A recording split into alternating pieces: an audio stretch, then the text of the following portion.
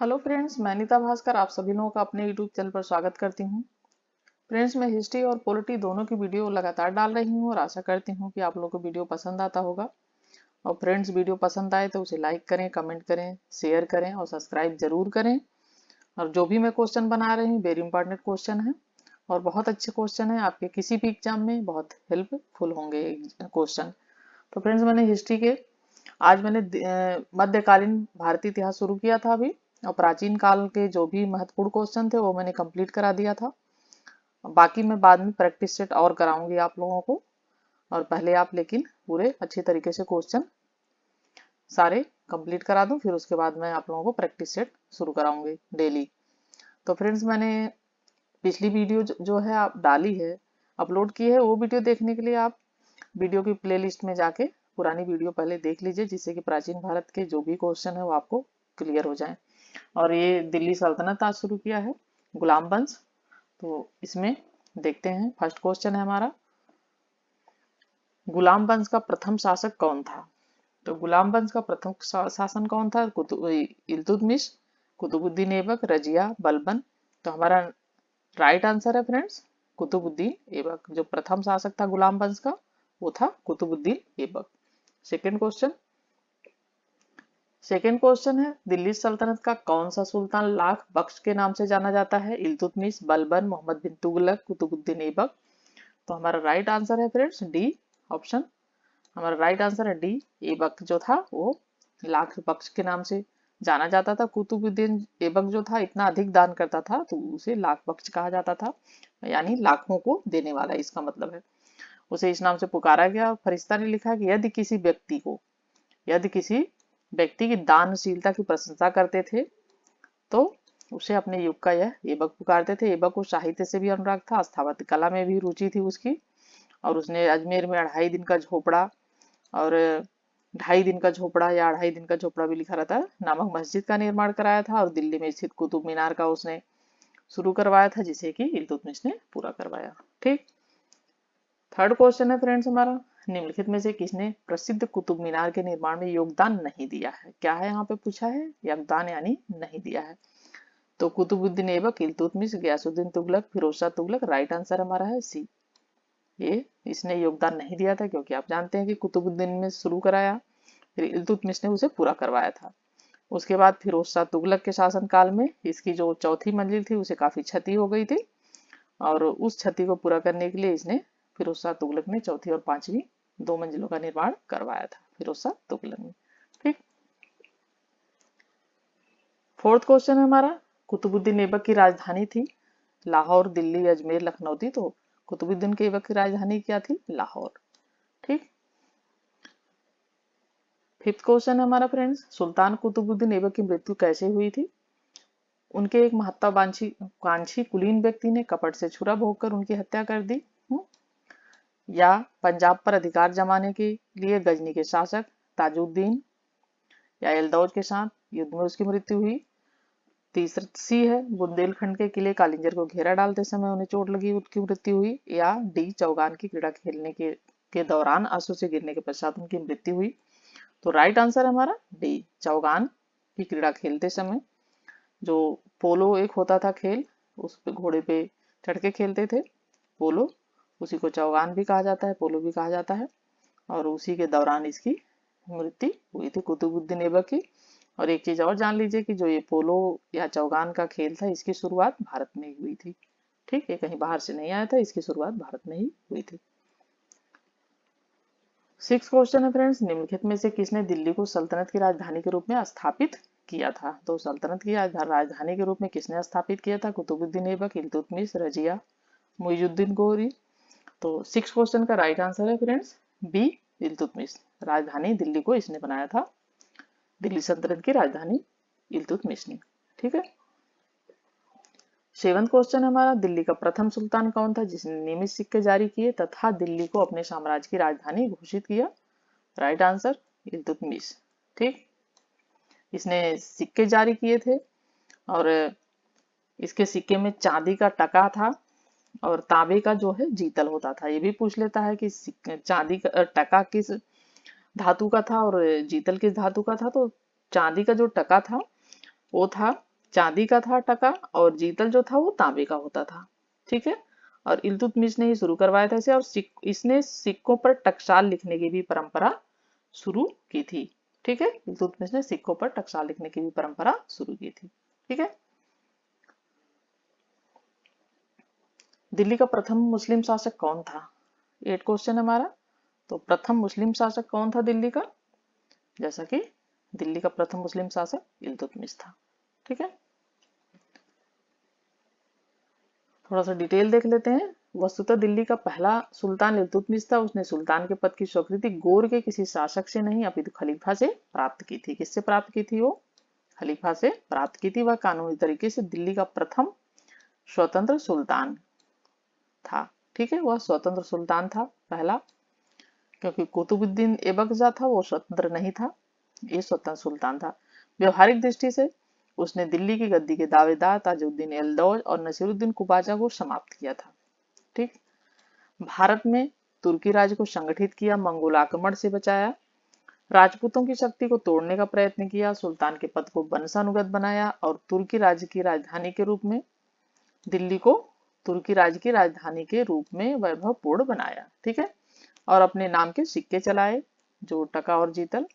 Iltutmish Ilbari जनजाति का तुर्क था। ये किस जनजाति का था? इल्बरी जनजाति का तुर्क था। सुल्तान बनने से पहले वह बदायूं का सूबेदार था। 1205 से 1206 ईस्वी में खोखर जाति के विद्रोह, कौन सी जाति थी ये? खोखर जाति के विद्रोह को दबाने के लिए किए गए अभियान में मोहम्मद गौरी और ऐबक के साथ था। युद्ध में उसने जिस साहस और कौशल का परिचय दिया, उससे गौरी बहुत प्रभावित हुआ था और ऐबक को उसकी दासता से मुक्त करने का आदेश दिया। तो ऐबक को उसकी दासता से मुक्त करने का उसने आदेश दिया, और इल्तुतमिश ने दिल्ली पहुंचकर अपने आप को सुल्तान घोषित कर दिया। तो ये प्रथम स्वतंत्र सुल्तान था। ठीक, 9 क्वेश्चन है, गुलाम का गुलाम किसे कहा गया है? तो गुलाम का गुलाम इल्तुतमिश को कहा गया है, क्योंकि मोहम्मद गौरी का गुलाम था ये कुतुबुद्दीन ऐबक, और इसका गुलाम था ये इल्तुतमिश, तो इसलिए इसे गुलाम का गुलाम कहा गया है। 10th क्वेश्चन हमारा, निम्नलिखित में से कौन मध्यकालीन भारत की प्रथम महिला शासिका थी? रजिया सुल्तान, चांद बीबी, दुर्गावती, नूरजहां। तो राइट आंसर है फ्रेंड्स हमारा रजिया सुल्तान। रजिया सुल्तान इल्तुतमिश की पुत्री थी, और इसके पुत्र भी थे, लेकिन वो सब शासन करने के लायक नहीं थे, और एक राजा भी बना था, लेकिन उसने ढंग से वो अपने आप में ही राज कार्य में उतना रुचि नहीं लेता था, बेपरवाह था। तो रजिया ने विद्रोह किया और खुद शासिका बन बैठी। ठीक,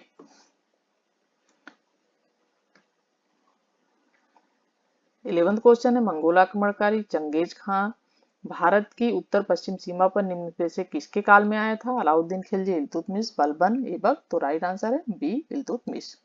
मंगोल नेता जो था चंगेज खान भारत की उत्तर पश्चिमी सीमा पर इल्तुतमिश के शासनकाल में आया था। ठीक है, और चंगेज खां के प्रकोप से ख्वारिज में शाह का पुत्र, ठीक है, ख्वारिज में शाह का पुत्र जो है जलालुद्दीन, कौन था ख्वारिज में शाह का पुत्र? जलालुद्दीन मंगबरनी, सिंधु घाटी पहुंचा। संभवतः चंगेज खां इल्तुतमिश के पास अपने दूत भेजे थे कि वह मंगबरनी की सहायता न करे, अतः इल्तुतमिश ने उसकी कोई सहायता नहीं की थी। और जब मंगबरनी 1224 ईस्वी में वापस चला गया भारत से, तो इस समस्या का समाधान अपने आप हो गया। ठीक, 12th क्वेश्चन है फ्रेंड्स हमारा, दिल्ली का कौन सुल्तान मंगोल नेता चंगेज खां का समकालीन था? तो आपने देखा अभी क्वेश्चन में पिछले, इल्तुतमिश था जो चंगेज खां का समकालीन था, ये मंगोल नेता था चंगेज खां। ठीक है, ये क्वेश्चन भी बहुत बार आया हुआ है एग्जाम में, और इंपॉर्टेंट क्वेश्चन है। चंगेज खां का मूल नाम क्या था? 13 क्वेश्चन है, खासुल खान, एशुगोई, तेमुजिन। तो राइट आंसर है तेमुजिन। चंगेज खां का जो मूल नाम था तेमुजिन था। ये भी वेरी इंपॉर्टेंट क्वेश्चन है, क्योंकि चंगेज खां के नाम से सभी जानते हैं, लेकिन उसका वास्तविक नाम क्या था ये कोई नहीं जानता है, तो इसलिए उसका वास्तविक नाम जो था वो तेमुजिन था। तो क्वेश्चन पूछ लेता है एग्जाम में। नेक्स्ट क्वेश्चन देखते हैं। 14 क्वेश्चन है, इल्तुतमिश ने बिहार में अपना प्रथम सूबेदार नियुक्त किया था? एवाज, नसरुद्दीन महमूद, अली मर्दान, मलिक जानी। राइट आंसर है हमारा फ्रेंड्स मलिक जानी। नेक्स्ट क्वेश्चन देखते हैं। 15 क्वेश्चन है, रजिया बेगम को सत्याच्युत करने में किसका हाथ था? अफगानों का, मंगोलों का, तुर्कों का, अरबों का। तो रजिया जो को उसको सत्ताच्युत करने यानी सत्ता से हटाने में 4 साल तक उसने शासन किया था, 1236 से 1240 तक। तो उसमें किसका हाथ था? तुर्कों का हाथ था। वो उसका विरोध करते थे क्योंकि वो एक महिला थी और वो ये सब चीजें बर्दाश्त नहीं कर पाते थे कि एक महिला शासक बने। तो तुर्कों ने इसका विरोध किया था। ठीक है, कब तक इसका शासन रहा है? 1200, ये भी पूछ लेता है कई बार, 1236 से 40 तक था। ठीक है, इसका शासन 1236 से 40 तक। नेक्स्ट क्वेश्चन देखते हैं फ्रेंड्स। दिल्ली के किस सुल्तान के विषय में कहा गया है कि उसने रक्त और लौह की नीति अपनाई थी? तो कौन सा सुल्तान था रक्त और लौह की नीति अपनाई थी? इल्तुतमिश, बलबन, जलालुद्दीन फिरोज खिलजी, फिरोज शाह तुगलक। राइट आंसर हमारा बी, बलबन जो था इसने रक्त और लौह की नीति अपनाई थी। ठीक है, 17 क्वेश्चन। नीचे दो एक वक्तव्य दिए गए हैं, एक को कथन और दूसरे को कारण कहा गया है। कथन क्या है? बलबन ने अपने शासन को शक्तिशाली बनाया, ये पॉइंट ध्यान रखिए। सारी सत्ता अपने हाथों में ले ली, वितरित कर ली। और दूसरा क्या पॉइंट है? उत्तर पश्चिम सीमा को मंगोल आक्रमण से सुरक्षित करना चाहता था। तो इसमें राइट आंसर क्या हो जाएगा ये देखते हैं। तो इसमें राइट आंसर हमारा 17 का हो जाएगा फ्रेंड्स, बी। ए और आर दोनों सही तो हैं, लेकिन क्या है, आर उसकी व्याख्या नहीं है। ठीक है, आर जो है उसकी सही व्याख्या नहीं है तो कथन तो दोनों सही है लेकिन उसकी व्याख्या सही नहीं है। ठीक है, 18 क्वेश्चन है। अपनी शक्ति को समेकित करने के बाद बलबन ने भव्य उपाधि धारण की, तूतीय हिंद की, कैसरे हिंद, जिले इलाही, दीने इलाही। तो राइट आंसर है जिले इलाही। ठीक, 19 क्वेश्चन है फ्रेंड्स हमारा। निम्नलिखित में से किसने भारत में प्रसिद्ध फारसी त्योहार नवरोज को प्रारंभ कराया? ये पारसी है लेकिन यहाँ पे फारसी होगा ये। तो फारसी त्योहार नवरोज को प्रारंभ करवाया था, ये करवाया था बलबन ने। ठीक है, नवरोज को उत्सव जो था एक नवरोज, उसको इसने जो है बलबन ने शुरू करवाया था, नवरोज उत्सव। 20 क्वेश्चन है हमारा और लास्ट क्वेश्चन है। निम्नलिखित सुल्तानों में से किसने गढ़मुक्तेश्वर की मस्जिद की दीवारों पर अपने शिलालेख में स्वयं को खलीफा का सहायक कहा है? बलबन, कैकवाद, जलालुद्दीन खिलजी। उपयुक्त में से कोई नहीं। तो राइट आंसर है बलबन, जिसने गढ़मुक्तेश्वर की मस्जिद की दीवारों पर अपने आप को स्वयं को खलीफा का सहायक कहा है। ठीक है, तो 20 क्वेश्चन है आज फ्रेंड्स में ये, और अब मैं 20 क्वेश्चन ही ले रही हूँ, जिससे कि थोड़ा सा पहले मैं 25 क्वेश्चन लेती थी लेकिन मैं सिर्फ 20 क्वेश्चन ले रही हूँ कि थोड़ा सा समय कम लगे और आप लोगों को वीडियो देखने में ज़्यादा परेशानी ना हो। और 20 क्वेश्चन बहुत हैं, अगर आप डेली इसे कंटिन्यू देखते हैं वीडियो और अपनी तो आपकी तैयारी अच्छी हो जाएगी और अच्छे क्वेश्चन हैं ये एग्जाम में जरूर आएंगे और आपके लिए वीडियो बहुत ही हेल्पफुल है। तो thank you friend, thank you for watching video, thank you.